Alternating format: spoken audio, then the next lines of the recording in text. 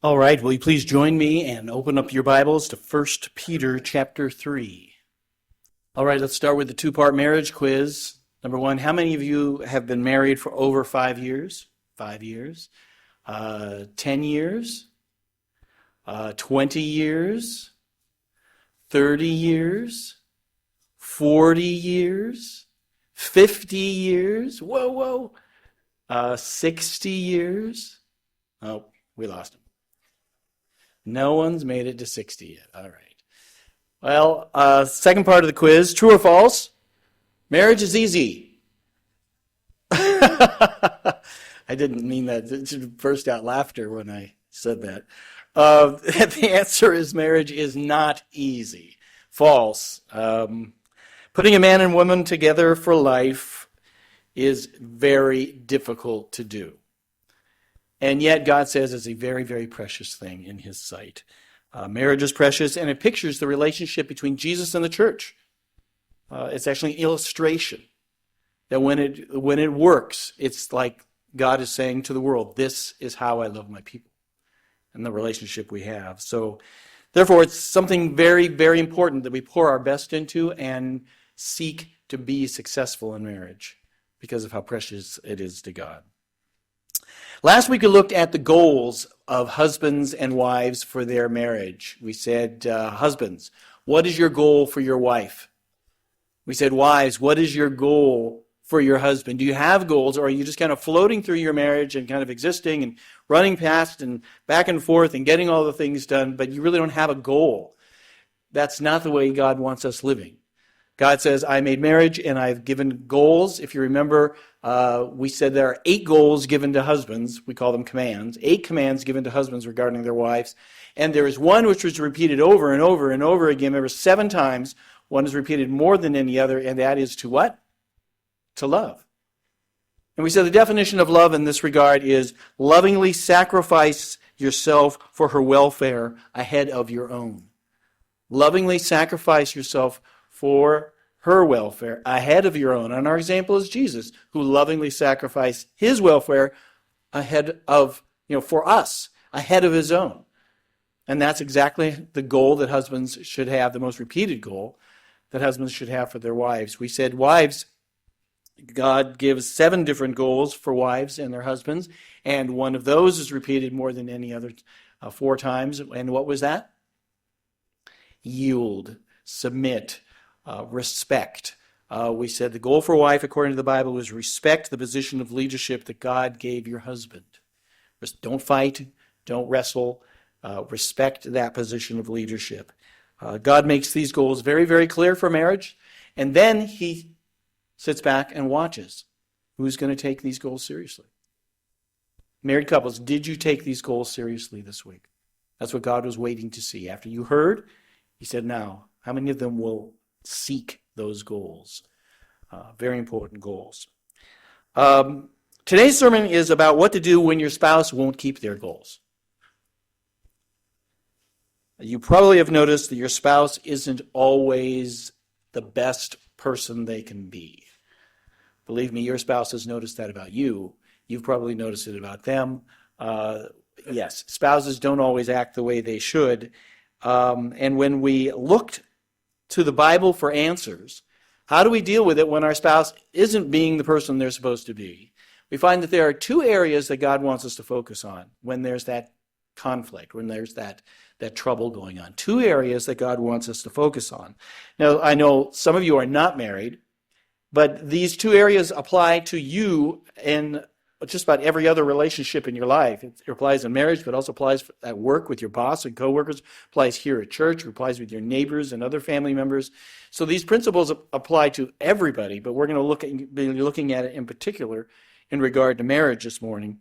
So if you would like to make your marriage stronger today, would you like to make your marriage stronger today? I hope your answer is yes, yes. Then let's look at these 2 areas to focus on when our spouse isn't acting the way they should. We've turned to 1 Peter chapter 3. Let's read verses 1 to 6 together. Chapter 3, verse 1. In the same way, you wives, be submissive to your own husbands, so that even if any of them are disobedient to the word, They may be won without a word by the behavior of their wives, as they observed your chaste and respectful behavior. Your adornment must not be merely external, braiding the hair, wearing gold jewelry, putting on dresses, but let it be the hidden person of the heart, with the imperishable quality of a gentle and quiet spirit, which is precious in the sight of God. For in this way, in former times, the holy women also, who hoped in God, used to adorn themselves, being submissive to their own husbands, just as Sarah obeyed Abraham, calling him Lord. And you have become her children, if you do what is right without being frightened by any fear. A while back, I was working in my house, and I smashed my thumb and had to have it bandaged and really couldn't use it for about a week. And if you're like me, you notice when you do something like that, you had no idea how much you took your thumb for granted. All the things that you now really struggle to do because your thumb's all hurting, just tying a shoe or holding a pen becomes difficult if your thumb isn't working right.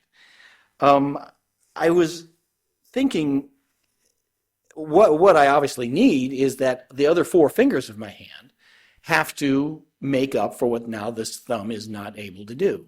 They have to pull their weight and do extra work now because this thumb isn't being what it should be. And I was thinking if these fingers could talk, they'd probably not be real happy. Hey, come on, I've got my own responsibilities to do. Why do I have to take care of this guy? Why doesn't he pull his weight? What about me and my rights? I don't like this. I don't want to do this. The other four fingers might not at all want to cooperate with helping out the thumb. I suppose they could beat the thumb up, or they could, complain and whine and refuse to cooperate. But what do I need of these four other fingers when the thumb isn't working? I need them to step up and really do their job and put out extra effort.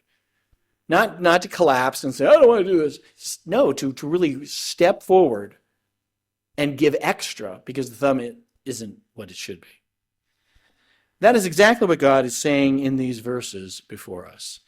We read here about a husband in verse 1 who's not acting the way he should. It says that he's disobedient to the word. It doesn't tell us exactly what that is, but it does say what the wife is supposed to do when that doesn't take place. It says in verse 1, to be submissive or yield to your husband. Verse 2, have pure and respectful behavior. Verse 4, have a gentle and quiet spirit. And verse 6, do what is right without being frightened by any fear. The husband's doing something wrong. This is the way the wife is supposed to respond. And if you look at these, isn't this really a summary of what we said is the goal for the wife? God says the goal of the wife is the most repeated goal, respect the leadership position that God gave your husband. All of those deal with that. And really what he's saying here, look, the husband isn't doing what he's supposed to do. Don't start yelling. Don't give way to fear. Don't try to take control of your marriage. He isn't acting the way he should, but make sure you are acting the way you should. Just like those fingers and the thumb, he's not doing the right thing, but doesn't give you permission that you can stop doing the right thing. More than ever, you need to step forward and keep the responsibilities that God has given you. That principle goes for husbands as well as wives when things go wrong. And it's our first area to focus on in your insert. The first area to focus on when your spouse isn't being what they should be. Number one, focus on keeping your responsibilities. Focus on keeping your responsibilities. They're not keeping their responsibilities. What are you supposed to do? You focus on keeping your responsibilities. Typically, when we get into a conflict with our spouse, we tend to focus on our rights. My rights in the situation. I deserve to be treated better. I should be listened to. I shouldn't be treated this way. And we're focused and concerned about our rights and how we're not getting them. And maybe you do deserve much better than the way you were treated. But I don't see in the Bible where God says there's a time when we can start focusing upon our rights. In fact, I see the very opposite. The Bible and a person who's going to follow Jesus is a person who gives up their rights and focuses upon the rights of other people, focusing upon my responsibilities instead of my rights. Jesus could have insisted on his rights to a fair trial. He didn't do that. Jesus could have called 10,000 angels to come. He had that right and rescue him. He didn't take his rights. Jesus didn't look at his rights and insist on his rights. Instead, he looked at his responsibilities. What am I doing here? I'm here to serve the world. I'm here to die, to pay a ransom. That is my responsibility. And that's what he focused on. And that is exactly what God would have us to do as spouses. To focus not on what we're going to, what we should be getting, but focused on what we should be giving. And what should we be giving when we have conflict with our spouse? Something as simple as Galatians 5:22, the fruit of the Spirit is love, joy, peace, patience, kindness, goodness, faithfulness, gentleness, self-control. That's my responsibility when I'm having a conflict with my spouse. That's what you should be focusing on. Not like, what about me and my rights? No, what about my responsibilities? They're not doing what they should. But now that means even more, I need to be doing what I need to do. Ephesians 4:29. Let no unwholesome word proceed out of your mouth, but only such a word as is good for strengthening, for building up others. So you hold your tongue. You don't return evil for evil. These are some of the responsibilities that God gives us when we have a spouse that isn't acting the way we should. When your spouse isn't being what they should be, you need to all the more be what you should be. Now, does that mean that you don't say anything when you're being mistreated? The wife here in our passage, is she supposed to just accept the bad behavior of her husband because she's yielding to his authority? No. No, in fact, a wife must talk to her husband. A wife must talk to her husband when he's behaving badly, when he's ignoring the word. That's exactly what a loving person does. If you're on a road going toward Lewistown, and I see you veer off and start heading south to Harrisburg, the loving thing to do is, hey, you're getting off track here. You said you wanted to go to Lewistown. So every spouse, every wife, even though she's under the leadership of her husband, must speak to him when he veers off the path, must speak passionately to him when he veers off the path. And if you won't change, then you ask others who he might listen to speak to him. Others in the church, others of his friends, others who he respects in the family, to be able to get him to do the right thing. And if it's a situation where he is abusing her, though the Bible does not say that she has to stay in harm's way. She can seek safety and help from family, from church, from even the government if you need to be able to make sure that you are safe and you're not being mistreated. The major role of the church is to move in alongside church members who are not behaving properly and help them get back on the right path. Every wife, especially, if you're being abused, does not mean that you have to smile and grin and bear it because you have to yield to your husband's authority in the house. No. Call in others if he's not responding the right way. This passage is not talking about cases of abuse. It's talking about the everyday ins and out of marriage interaction. And in the daily routine, it says that a wife must focus on her responsibility, of which we said there's 7. But the most repeated one is yield to your husband's authority to lead the home. Sarah, it says, expressed that by calling her husband Lord. A modern-day wife might express that by simply allowing him to make decisions that she's not wild about, but he is the leader in the home, to not challenge his authority in the home, and allow him to have the last word if there's a disagreement. Again, about non-moral issues. That is the way a wife could respond correctly to her husband's leadership. So yes, speak to your husbands if you're concerned about a matter, but always be mindful to not wrestle in the conflict as far as leadership and control of the marriage goes. God says to wives, fix your focus on your responsibilities to yield your husband's leadership. But the same goes for husbands as well. When there's a conflict with his wife, he has to focus upon his responsibilities, not his rights. So suppose a husband is concerned about his wife not respecting his authority to lead in the home. First of all, he should first talk to her, honey. I'd like to talk to you about you respecting my leadership of the home. And then after that, all you can really do is pray about it. Pray that God get through to her and change her. And then once you do that, then you focus on your responsibility. What's your responsibility? To love, love, love, love, love, love, love, love. That's what you're supposed to do as a husband. Not say, what about my rights? No, what about my responsibilities? That's what God wants me to do. So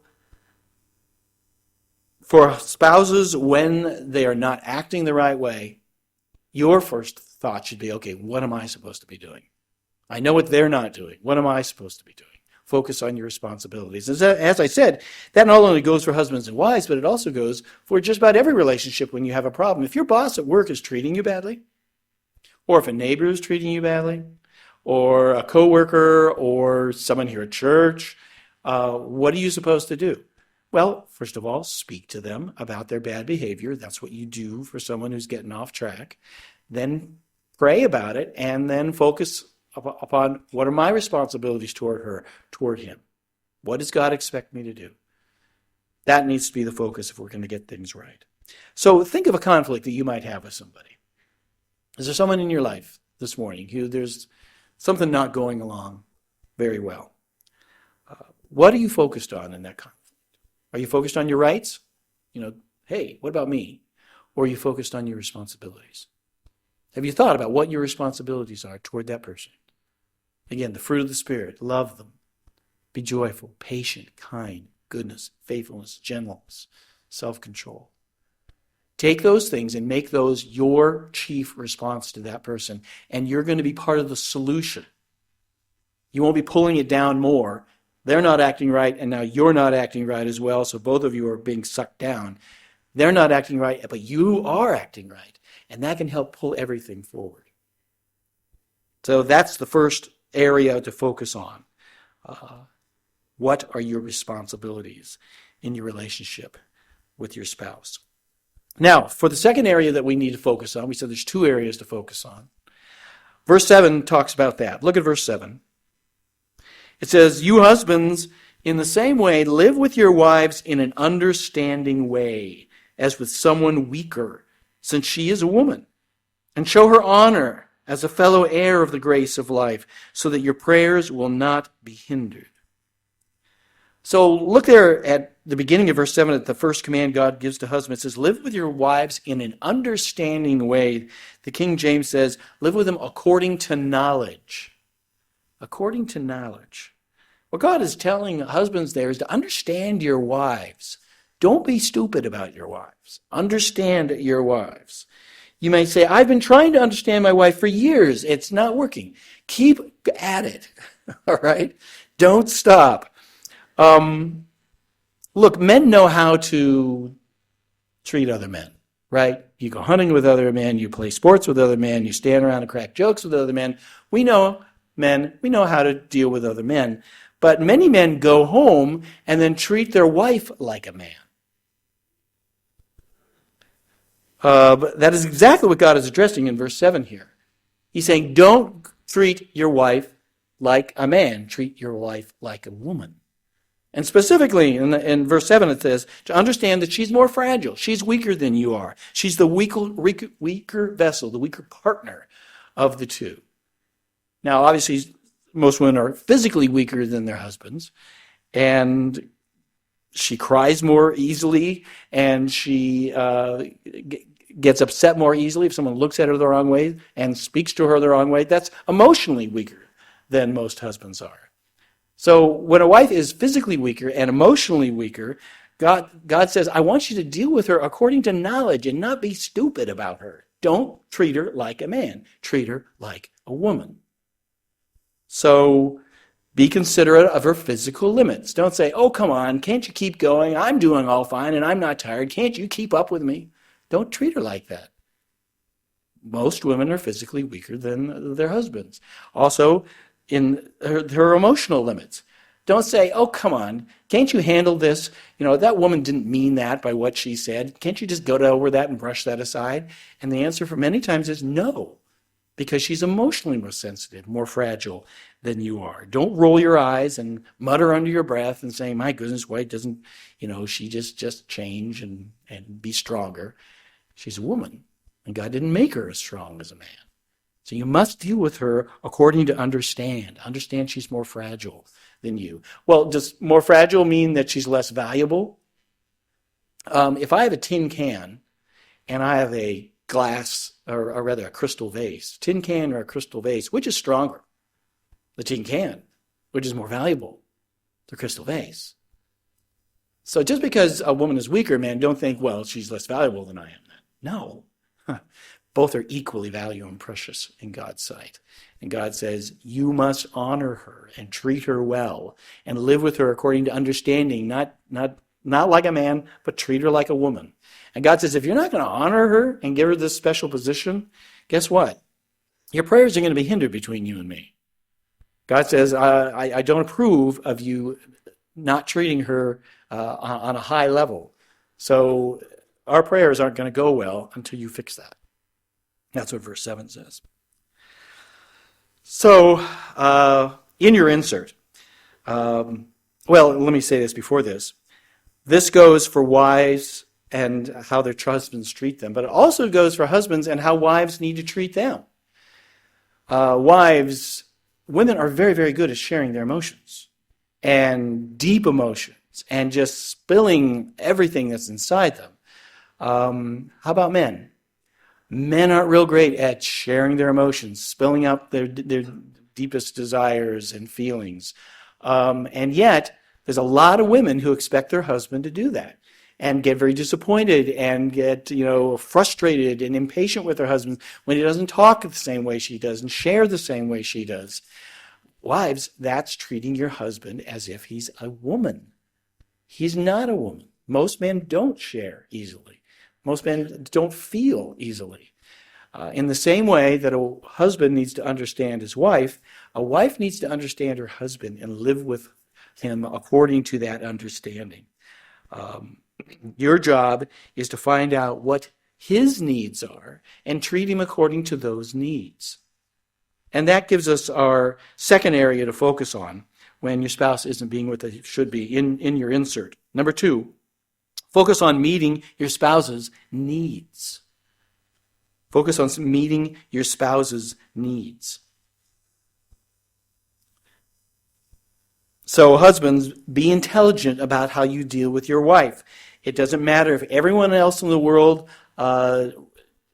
enjoys something that you do. If your wife doesn't like it, then you have to deal with that. It doesn't matter if everyone else in the world can handle a particular thing that you do. If your wife doesn't like it, don't do it. You've been given one wife. Her needs are to be your focus. And she might, in your mind, be picky, or she might be super sensitive. It doesn't matter. Live with her according to knowledge and understanding her. And the same way for the wives. Live with your husband with intelligently understanding him. What are the things that he enjoys? What ticks him off? What can't he handle?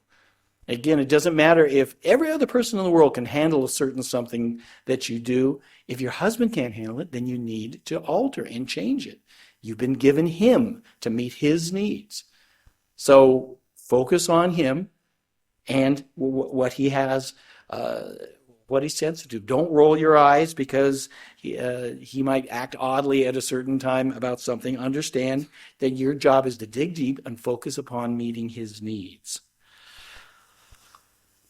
Very often in a disagreement, whose needs are we focused on? Yeah, my needs. My needs. What I want. You never think about me. You always put me down. You never listen to what I'm saying. But where does God say your focus is supposed to be? Not on your needs. It's supposed to be on your spouse's needs. Your spouse's needs. What is she bothered about? Why is he reacting that way? What are her needs that aren't being met? That is to be our focus in our relationship with our spouse. Let me ask you, husbands and wives, do you know your spouse's top needs this morning? If I asked you to write them down, could you write down the top 3 needs of your spouse? God says you need to know that because you're responsible to meet his needs, meet her needs. I ran across this list a while back, women's top ways for their husbands to love them. Number 5 came in at saying thank you for the little things I do. Number 4, being more tender to me. Number 3, communicating more openly with me. Number 2, taking my problems seriously. And number 1, what do you think? Listening to me. Now, husbands, how often do you have to worry about this list with your guy friends? You don't, do you? Wives, how many of you would say at least half of these are something that I am wanting from my husband? Yeah, this is a common list for wives, that wanting these things from her husband. Husbands, do you know this? Do you know which of these are important to your wife? You need to know this. You're responsible to meet your spouse's needs. Now you might say, hey, what about my needs? I have needs too. What am I supposed to do about my needs? I just give them up? Shouldn't she be meeting my needs? Shouldn't he be meeting my needs?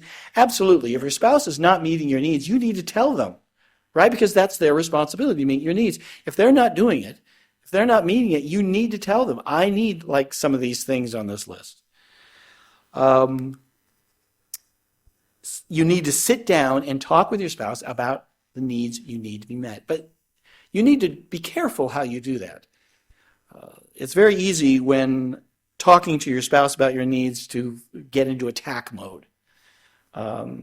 Counselors suggest that a helpful way to begin talking about your needs is not to begin sentences with you. You never think about me. You always put me down in public. When you start sentences with you, a person tends to feel attacked and get defensive, and it's hard to move forward. Instead, what they say, it's much more helpful to begin your sentences with I. I get really embarrassed when you act that way in public. I get discouraged when you don't stand up and do this for me. That expresses your need without attacking the other person and can help things move much, much better in a good direction. So spouse, what do you need to share with your spouse about your needs? Is it clear to them? Do you, as a spouse, understand clearly what your spouse needs? You need to know that.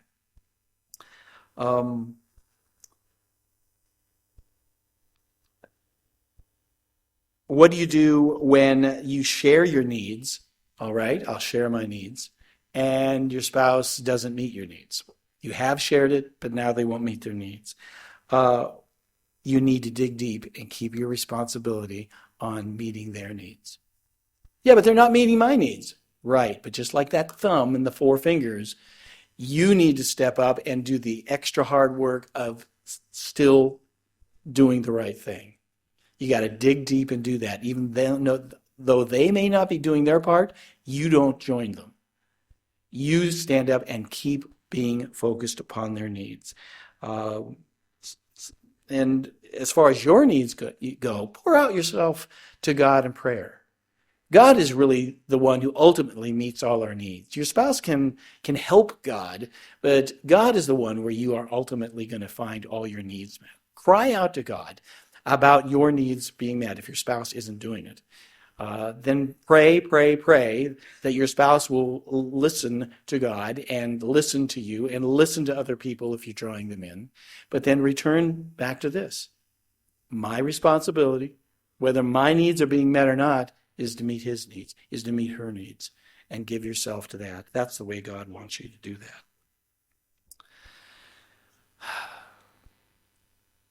God is very clear that none of us have spouses that are perfect. Neither are you a spouse that is perfect. We all need fixing. Each one of us needs fixing. And the natural place to want to start fixing your relationship with your spouse is start with them. Okay? I want them to change. I need them to change. And God says that's not what I want you to do. I want you to begin with yourself. So this morning, if your spouse or anyone in your life is not being what they should be, here are 3 things to do. Number 1, always begin looking at yourself, first of all, between your relationship between you and God. Because you can follow all the things that I've said this morning and your marriage still go badly if you have a distant relationship with God.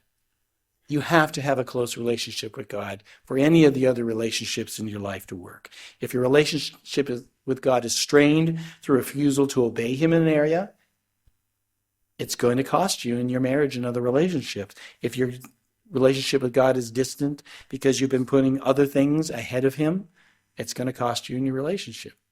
If you've never taken the very first step to receive Christ as the King who's come to save your life, you have to start there, because life can't work right unless you have a close relationship with God. So if you're wanting to make your marriage stronger today, where do you start? Start looking at your relationship with God. Is it close? If it's not close, make it close. What that's going to do then is pull up all the other relationships in your life and give you a source of strength that you don't have. So number 1, make sure that you're tending to how close you and God are. But number 2, as we said, what are your responsibilities? What are your responsibilities as a husband? What are your responsibilities as a wife? Husbands, your job is to love, to sacrificially give yourself for her welfare ahead of your own. Her welfare ahead of your own. That's your number 1 responsibility. Wives, the most repeated responsibility you have of the 7 that God's given is to yield to your husband's leadership. Don't fight for control. Yield and give respect to his leadership. That's what God says to you. If your spouse is acting poorly, it doesn't mean you get to act poorly too. Keep your responsibilities. So take a hard look and ask, are you keeping your responsibilities this morning? And then number 2, ask yourself, what are my spouse's needs? Husbands, focused on your wife's needs. Wives, focused upon your husband's needs. And here's some homework I'd like to give you. Hope you did your homework last week. Your homework is, before you go to bed, sit down with your spouse and talk about your top 3 needs. Tell your spouse your top 3 needs and have them tell you their top 3 needs, so that you can know what you're supposed to be aiming at. Those needs are your responsibilities. That's what God says to aim at. So I encourage you, before you go to bed tonight, sit down and just take a piece of paper, number 1, 2, 3, and write down your spouse's top 3 needs. And then make that your homework. Your job is to meet those needs according to God. Do they need your patience instead of exploding? Do they need your understanding instead of a lecture? Do they need your hanging in there instead of running away?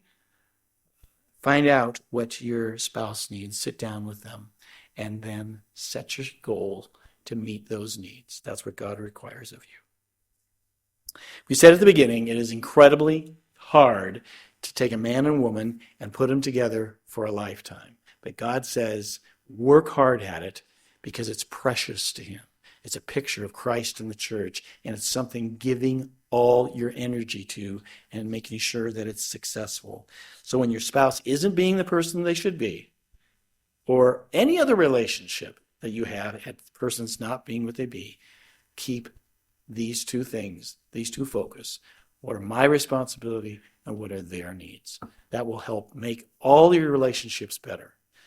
But it's going to require digging deep. It's going to require God's strength and your determination to put yourself second and put them first. That's why this is so hard. A good marriage requires putting yourself second and the other person first.